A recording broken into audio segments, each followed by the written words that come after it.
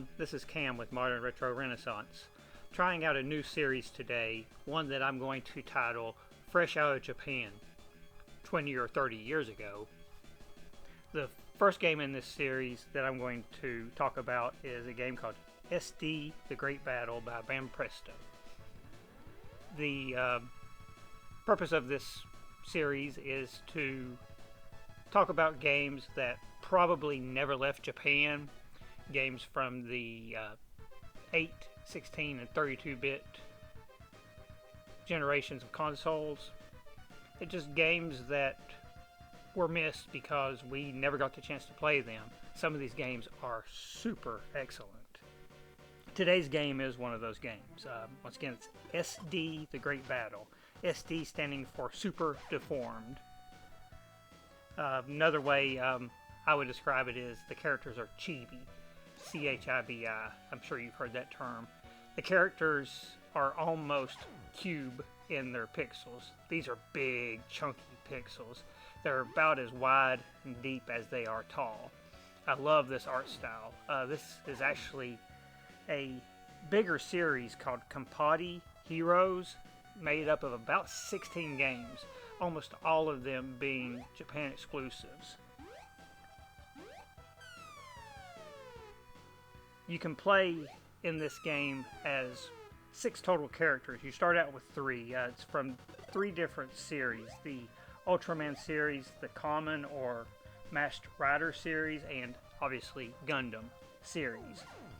You start out playing as Ultraman, Kamen Rider, and Gundam RX 78-2. You can then also pick up characters Kamen Rider V3, Ultraman Taro, and Night Gundam. I was picking this game and the 4 other games on the Super Nintendo as probably the first 5 games I'll do in this series. They are all part of the Great Battle series, partially because all 5 games have been English patched. It's not vital that you play the English patched version. You can definitely play the whole game, no problem, without knowing any of the dialogue. But between each level, there is a pretty nice little cutscene, and it does add a lot to the game that you can play it and watch the cutscenes and see the, to be honest, maybe a little bit goofy story going on. But these types of games, these types of shows from Japan, they were always a little bit goofy. Production value on the shows was always poor at best. When I was doing my research on the game, I went to Wikipedia. Wikipedia actually categorizes the first game as a shoot 'em up, and I've got to disagree with Wikipedia. I would definitely call this a platforming run and gun. Let me know what you think, if you agree or disagree with me. I don't see this as a shoot 'em up in any way. But as you can see from the game, gameplay is fairly simple.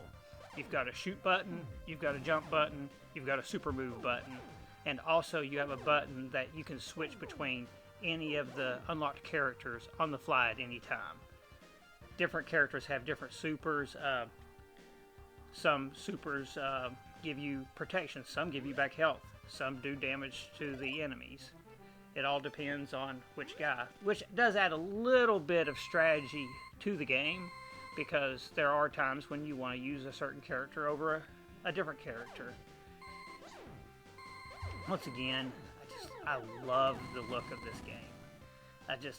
It's a game that I regret not being able to play when I was a teenager, when it originally came out. I like just the boss fights, the little snarky things that the bosses say. It's not an overly difficult game once you get a handle on the controls. You have to kind of devolve yourself a little bit, not try to play it like a modern game, because it definitely plays like a retro game, which it is. Shooting is in 8 directions, so there is no fine-tuning of where you're going to shoot. You get a position and you try to shoot one of 8 directions. If you're watching my channel, you probably know exactly what I'm talking about, and you probably actually, like me, will relish the ability to play this retro style game.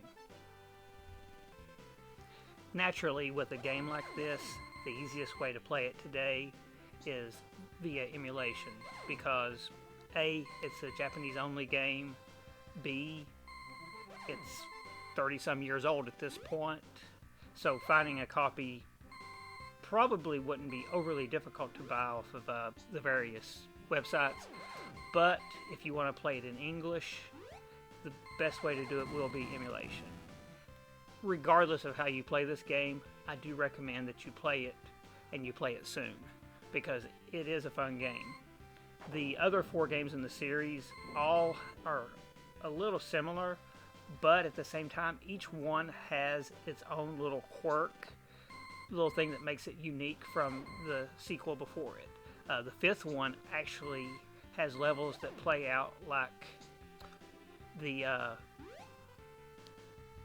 Wild Guns game on Super Nintendo.